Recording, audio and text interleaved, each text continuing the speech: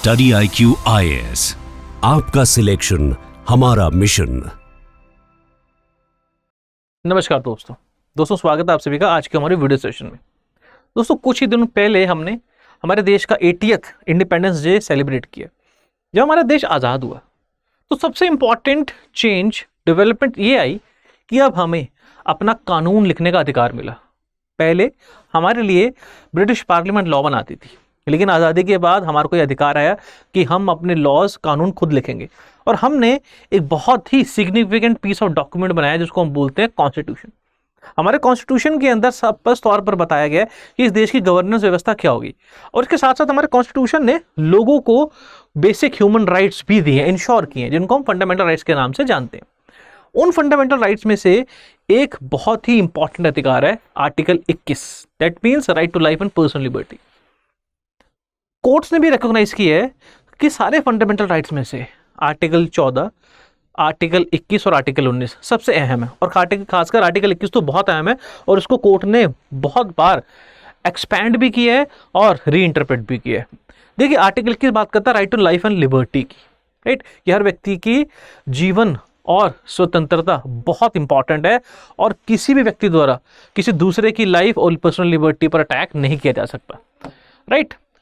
अब प्रश्न ये आता है कि हमारे देश के अंदर और दुनिया भर के अंदर समय समय पर यह डिबेट हुई है, डिस्कशन हुई है कि अगर रेयरली किसी व्यक्ति को मौत की सजा देनी हो, अगर किसी व्यक्ति ने ऐसा अपराध किया है कि उसको मौत की सजा ही दी जानी, डेथ पेनल्टी ही दी जानी है, तो सही तरीका क्या होगा। किसी समय पर एंशिएंट टाइम पर अलग अलग तरीके होते थे व्यक्ति को डेथ पेनल्टी देने के।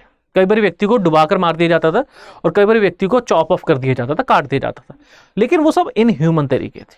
जैसे जैसे लॉ डेवलप हुआ, जैसे जैसे सोसाइटी की कॉन्शियसनेस डेवलप हुई, तो समझ में आने लगा कि अगर डेथ पेनल्टी देनी ही है तो एटलीस्ट इस तरीके से दी जाए जो सबसे कम इनह्यूमन हो, और जिसके अंदर विक्टिम को पेन और टॉर्चर ना दिया जाए, जो सबसे कम पेनफुल और टॉर्चरस हो।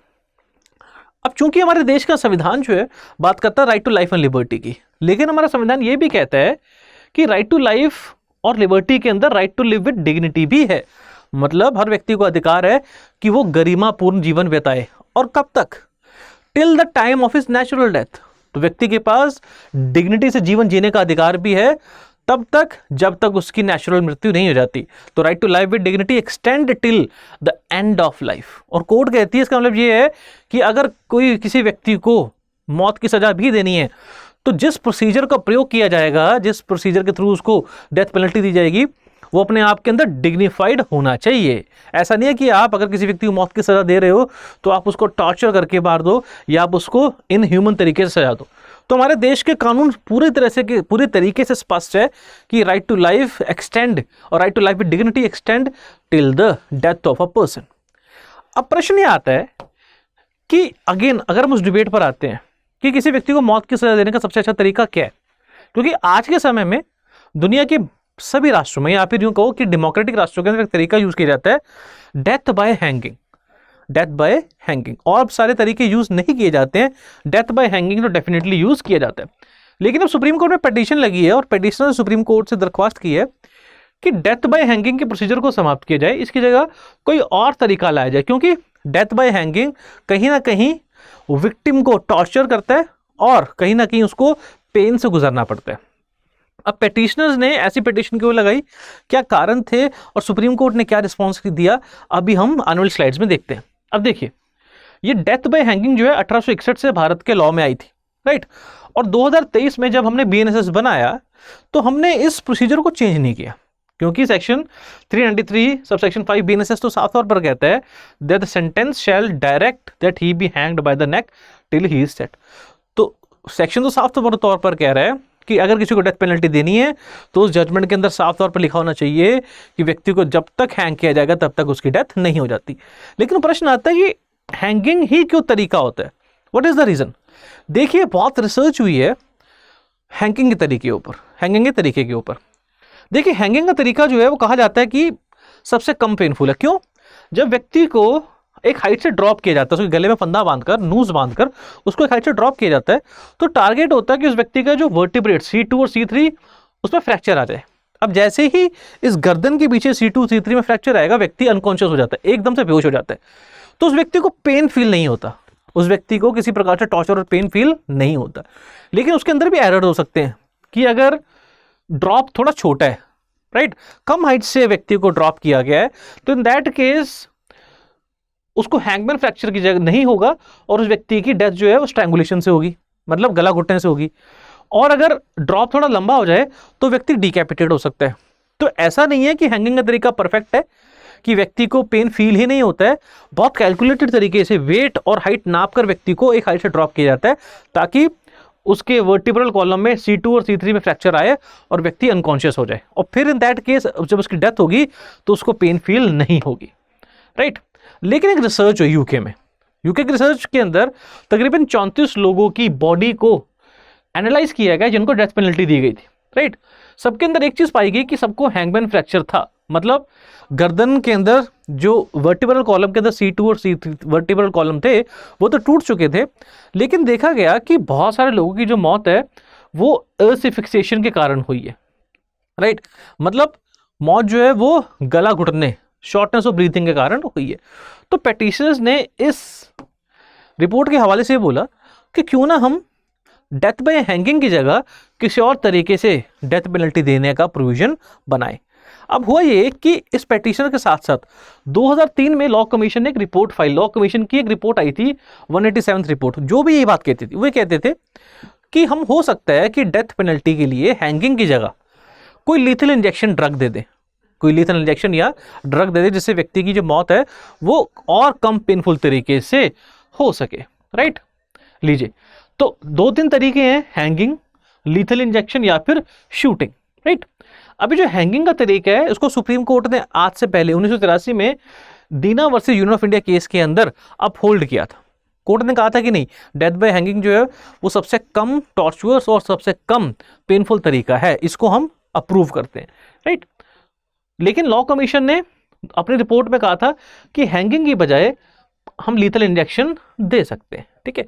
लेकिन एक प्रॉब्लम है, यूएसए के अंदर ऐसे ट्रायल्स हुए हैं, यूएसए के अंदर इसको ट्राई किया गया है, लेकिन कई बार ऐसा होता है कि एग्जीक्यूशन प्रॉपर तरीके से नहीं हो पाती। हालांकि हैंगिंग से जो एग्जीक्यूशन होती है माना जाएगा कि 100% या नियरली 100% जो है वो आउटकम अचीव करती है, लेकिन लीथल इंजेक्शन के कई बार केसेस हुए हैं फेलियर के, राइट।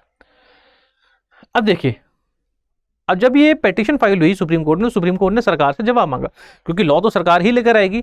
तो सरकार कहती देखिए ऐसा है कि हमारे देश में 2003 से लेकर अभी तक 8 एग्जीक्यूशन हुई हैं, 23 साल में 8 एग्जीक्यूशन हुई हैं, और किसी एग्जीक्यूशन के अंदर ऐसा नहीं है कि प्रॉब्लम, समस्या का सामना किया गया हो, राइट। जितनी भी एग्जीक्यूशन हुई हैं उनके अंदर व्यक्ति जो है सबकी एग्जीक्यूशन का ऑब्जेक्टिव जो है वो अचीव हुआ है, राइट। तो सरकार कहती है कि हमें तरीका बदलने की जरूरत नहीं है। अब सुप्रीम कोर्ट ने इस केस में क्या जजमेंट दी है, क्या डेथ बाय हैंगिंग को रिटेन किया या फिर इसको समाप्त कर दिया गया। आगे बढ़ने से पहले आप सभी को एक इंपॉर्टेंट इन्फॉर्मेशन देना जरूरी है, क्योंकि आज 20 अगस्त है। तो आज ऐसा स्पेशल क्या है, आज स्पेशल ये है कि आज हम स्टडी IQ में लॉ ऑप्शनल बैच की क्लोजिंग कर रहे हैं अगस्त मंथ के लिए। तो जो भी स्टूडेंट्स लॉ ऑप्शनल के माध्यम से UPSC CSE को तैयार करना चाहते हैं, जिन स्टूडेंट्स का एजुकेशनल बैकग्राउंड लॉ रहा है, they must go for law optional. और जिन स्टूडेंट्स का एजुकेशनल बैकग्राउंड लॉ नहीं रहा है लेकिन जिनको लॉ पढ़ने में इंटरेस्ट और रुचि है, they can also go for law optional, because our programme is design in such a way that it caters to the requirement of our examination.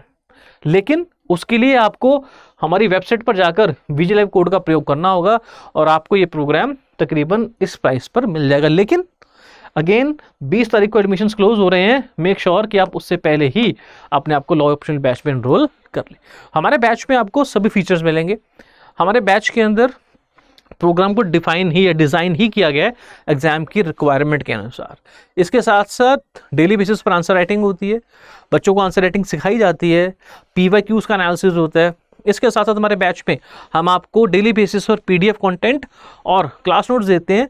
उसके बाद आपको किसी बुक को स्टडी करने की आवश्यकता नहीं पड़ेगी। इसके साथ साथ हमारे बैच के अंदर we also provide you 30 month long mentorship as well as test series. तो make sure if you are interested in law optional, make sure you opt for law optional at Study IQ। आगे बढ़ते हैं, right.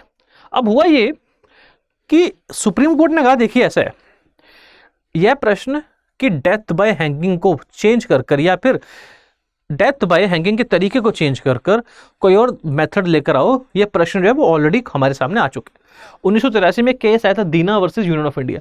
इसके अंदर court ने फिर यही कहा था कि हैंगिंग जो है वो सबसे क्विक और सर्टेन तरीका है, वो लीथल ड्रग्स के इंजेक्शन की तरह बॉस जब केसेस पैदा नहीं करता, क्योंकि व्यक्ति के इमीडिएट व्यक्ति जब एक हाइट से गिराया जाता है और उसके गले में फंदा होता है तो इमीडिएट अनकॉन्शियसनेस हो जाती है, जिसके कारण व्यक्ति को पेन फील नहीं होता, राइट। और कोर्ट कहती है कि देखिए ऐसा है कि हमारे पास ऐसा और कोई तरीका नहीं है जो हम कह सकते, जिसके बारे में हम कह सकते हैं कि वो हैंगिंग से कम इनह्यूमन है। तो कोर्ट ने 1989 के अंदर दीना वर्सेस यूनियन ऑफ इंडिया के अंदर हैंगिंग को अपहोल्ड किया था, राइट। अब आज के केस के अंदर या जिस केस के बारे में हम आज डिस्कस कर रहे हैं, इसको भी सुप्रीम कोर्ट ने डिसमिस कर दिया। सुप्रीम कोर्ट कहती है देखिए ऐसा है कि जिस आधार पर हमने दीना केस में जजमेंट दी थी वो आधार आज भी सुरक्षित है। दैट मीन्स अभी तक हमारे पास कोई ऐसा तरीका नहीं आया जो हैंगिंग से बेटर हो। हम हैंगिंग को समाप्त कर देंगे लेकिन कोई बेटर तरीका लेकर आओ। आप बात करते हो ड्रग्स के इंजेक्शन की, लेकिन उस तरीके के फेलियर की रिपोर्ट्स यूएसए से आई हैं। शूटिंग हम शूटिंग ऑर्डर हम नहीं दे सकते because in that case it is not good to order any military or police officer to shoot a person to death. This is not a sign of a civilized nation. तो court ने कहा कि हमारे पास और कोई better तरीका नहीं है, और यहाँ तक कि पार्लियामेंट जब बीएनएसएस बनाया तब उन्होंने भी हैंगिंग को ही एकमात्र डेथ पेनल्टी का तरीका माना था। तो कोर्ट कहती है कि हम इस पिटीशन को एक्सेप्ट नहीं कर सकते और हम इस पिटीशन को डिसमिस करते हैं। दैट मीन्स कि भारत के अंदर अभी भी अगर अनफॉर्चुनेटली किसी को डेथ पेनल्टी दी जाएगी तो उस व्यक्ति को एग्जीक्यूट हैंगिंग के माध्यम से ही किया जाएगा। लेकिन कोर्ट कहती है हम इस मुद्दे को समाप्त नहीं कर रहे हैं, ये मुद्दा अभी भी ओपन है। अगर हमारे पास कोई मेडिकल ओपिनियन या फिर कोई साइंटिफिक मटेरियल आता है जो ये बताता है कि नहीं हैंगिंग का तरीका is inhuman as compare to another method, तो हम अपने डिसीजन को चेंज करने के लिए भी तैयार हैं, प्रोवाइडेड कि हमारे पास साइंटिफिकली अपडेटेड और साइंटिफिकली बैक्ड रिपोर्ट्स हों जो ये बताएं कि डेथ का कोई और बेटर वर्जन या बेटर तरीका भी लॉ में प्रयोग किया जा सकता है। तो फिलहाल के लिए death by hanging is the only method through which a person can be executed if he is given death penalty under the law of India. तो सुप्रीम कोर्ट ने ये कहते हुए इस केस को, इस पेटिशन को डिसमिस कर दिया। तो आज की वीडियो, आई होप आज की वीडियो से आपको डेथ पेनल्टी और उसकी कॉन्स्टिट्यूशनैलिटी के बारे में जानने का मौका मिला होगा। ऐसी और वीडियोस के लिए please stay connected with study IQ optional. Study IQ IAS, आपका सिलेक्शन हमारा मिशन।